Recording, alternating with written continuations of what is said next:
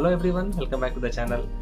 तो मेरा शिप पे 1 मंथ कंप्लीट हो गया है और बहुत लोगों का ये क्वेश्चन आ रहा था, यूट्यूब पे कमेंट्स है, इंस्टाग्राम पे मैसेजेस है कि मेरा 1 मंथ में मैंने क्या सीखा, मेरा डेली रूटीन क्या है, वर्क प्रेशर कितना है, क्या बहुत ज़्यादा काम करनी पड़ती है, लाइफ कितनी टफ है यहाँ की। तो इस वीडियो में मैं आपको अब दिखाने जा रहा हूँ कि मेरा डेली रूटीन क्या है और मुझे क्या काम करना पड़ा, मैंने क्या क्या सीखा और पहले मंथ में मैं ट्रेनिंग में हूँ तो मुझे किस तरह से ट्रीट किया गया यहाँ पे। तो सारी डिटेल्स मैं आपको वीडियो में बताने जा रहा हूँ, तो वीडियो के अंत तक बने रहें। और हाँ, अगर आपको चैनल अच्छा लगता है, वीडियो कंटेंट अच्छे लगते हैं तो इस चैनल को जरूर सब्सक्राइब करें। और वीडियो स्टार्ट करने से पहले एक और बात मैं बताना चाहता हूँ कि एक ट्रेनी ईटीओ की लाइफ जो होती है अलग अलग कंपनी में, अलग अलग शिप पे अलग अलग हो सकती है। तो ज़रूरी नहीं कि अगर मेरी लाइफ ऐसी, मेरी डेली रूटीन ये है तो आपको किसी दूसरे कंपनी में भी यही रूटीन फॉलो होगा या यही चीज़ होगा। हाँ, जो बेसिक काम होगा वो आपका इलेक्ट्रिसिटी से जुड़ा होगा वो सेम होगा, पर जो ओवरऑल एक्सपीरियंस होगा बहुत अलग होगा। तो हो सकता है कि मेरे एक्सपीरियंस अच्छे हैं या ख़राब हैं तो किसी और के वो बिल्कुल अपोजिट हो सकते हैं। तो जो डेली रूटीन मैं बताऊंगा वो मेरी कंपनी ने फिक्स किया है, वो मेरे सीनियर मैनेजमेंट ऑफिसर्स ने फिक्स किया है। तो ये बहुत अलग हो सकता है दूसरे कंपनी में, इवन मेरी कंपनी में दूसरे शिप पे भी अलग हो सकता है।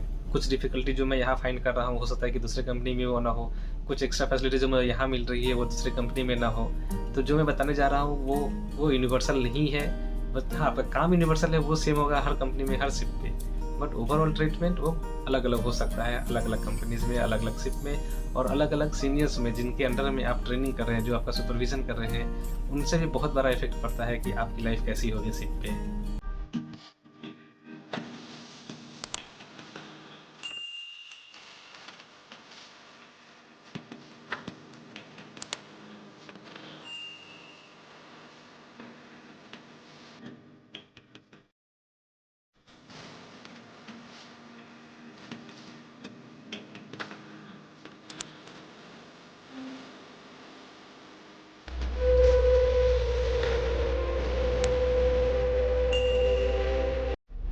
मेरा दिन स्टार्ट होता है 6:15 बजे सुबह में, क्योंकि मुझे 7 बजे सुबह में इंजन रूम के राउंड के लिए जानी होती है। जॉइनिंग के फर्स्ट 2 वीक्स में तो हम सुबह 8 बजे इंजन रूम जाते थे। उसके बाद चीफ इंजीनियर सर ने बोला कि हम जितना ज़्यादा टाइम मशीन के साथ बिताएंगे उतने ज़्यादा लर्निंग मिलेगी, इसलिए सुबह 7 बजे ही इंजन रूम के राउंड के लिए जानी पड़ती है। 6:15 बजे उठने के बाद मैं फ्रेश हो जाता हूँ और इंजन रूम जाने के लिए रेडी हो जाता हूँ।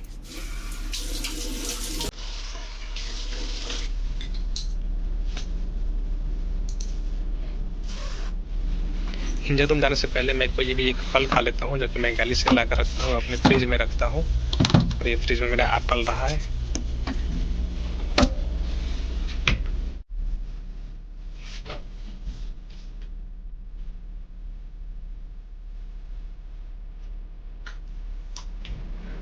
नीचे ड्यूटी मेस रूम में जाकर चाय या कॉफ़ी बनाकर पी लेता हूँ।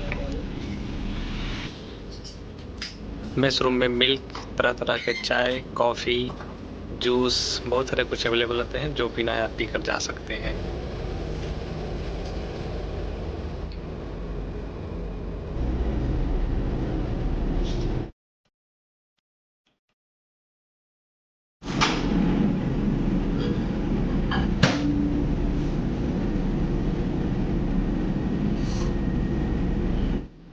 इंजन रूम में एंट्री से पहले सबसे इम्पोर्टेंट है हमारा सेफ्टी शूज़।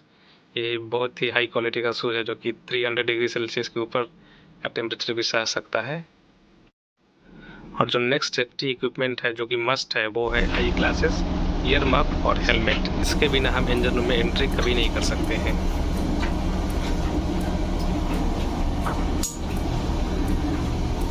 और इसके आगे मैं अपना फ़ोन या कैमरा लेकर नहीं जा सकता हूँ इंजन रूम के अंदर में, क्योंकि वो एक हज़ार्ड हो जाएगा और इससे हमारा माइंड जो है डिस्ट्रैक्ट होगा, जिससे हमारे सेफ्टी में कॉम्प्रोमाइज़ हो सकता है। इसलिए no camera outside the accommodation area.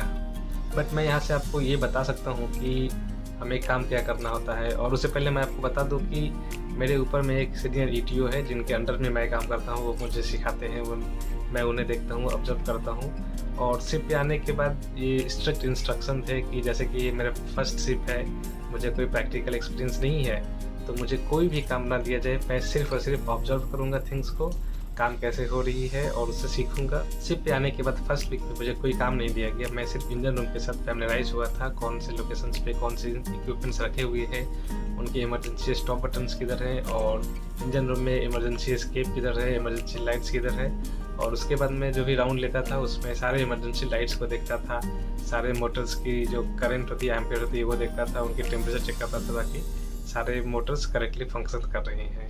Ship पे 1 वीक हो जाने के बाद से मैं अपने ETO सर को उनके काम में असिस्ट करने लगा, और जो कि बहुत कॉमन जो काम होती है सबसे पहले होती है एक तो ट्यूबलाइट चेंज करना पूरे इंजन रूम में या पूरे शिप की।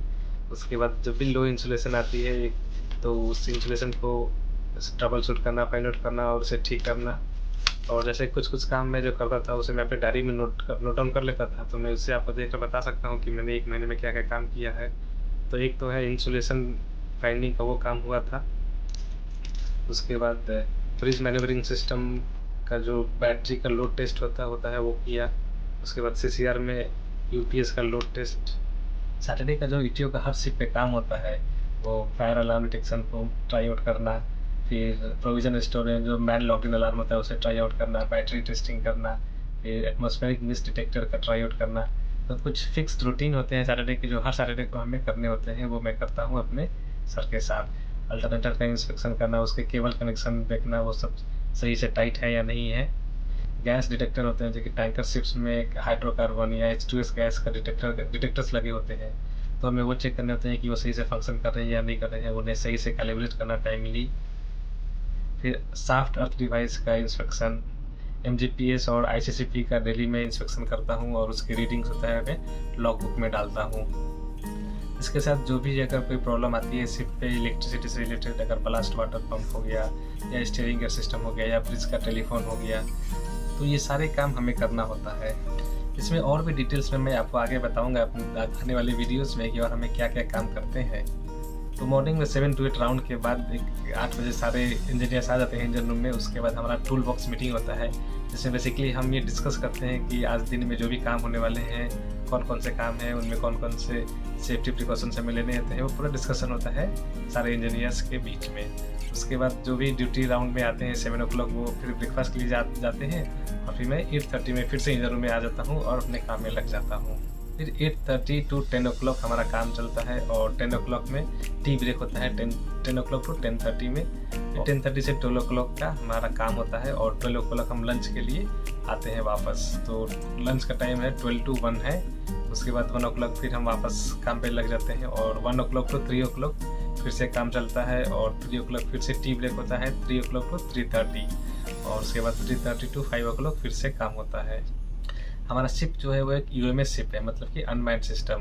तो इसका मतलब ये हो कि रात में किसी भी इंजीनियर्स को वॉच करने की ज़रूरत नहीं है, हम इंजन रूम को अनमैन्ड करके अपने रूम में आकर रह सकते हैं।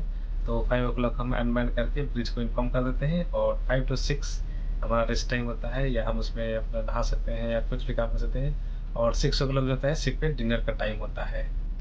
फिर मैं नहा धोकर 6 बजे डिनर के लिए निकल जाता हूँ।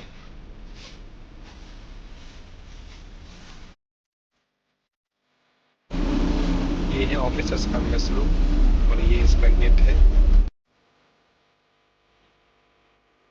ये मेस का एंट्री रूम, और मेस में हमेशा फ्रूट्स, ड्राई फ्रूट्स, जूस, हर तरह के केक, ये सब चीज़ रखे रहते हैं। ये कर्ड है, अब तरह तरह के आइटम्स रखे हुए हैं, आप कभी भी यहाँ पे आकर खा सकते हैं। और हम जब भी पोर्ट पे होते हैं तो हमें मेस में हमेशा यूनिफॉर्म में आनी होती है, और जब हम बाकी बाहर सेल कर रहे हैं तो हम बाकी सिविल ड्रेस में भी आ सकते हैं, बट यूनिफॉर्म कंपलसरी है पोर्ट पे।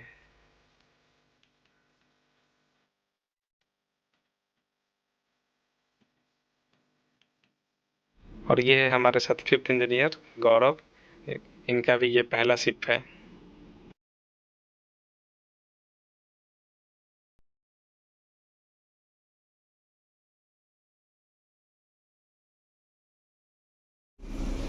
डिनर करने के बाद मैं शिप्स ऑफिस में जाकर कंप्यूटर पे अगले दिन का काम देखता हूँ, या कुछ कंप्यूटर बेस्ड ट्रेनिंग होती है जो कि हमें शिप पे करनी होती है, उसे कंप्लीट करता हूँ, या अपने फ्री टाइम में कुछ मैनुअल्स पढ़ता हूँ। ये है ऑफिसर्स का बार और लॉन्च रूम, जिसमें हम डिनर के बाद टाइम स्पेंड कर सकते हैं, मूवी देख सकते हैं, बियर या जूस कुछ भी पी सकते हैं।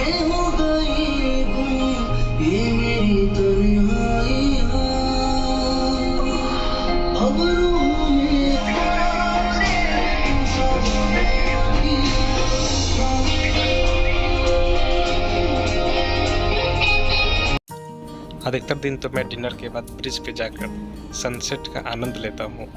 बहुत ही शांति मिलती है इस जगह पे आकर इन सनसेट को देखना।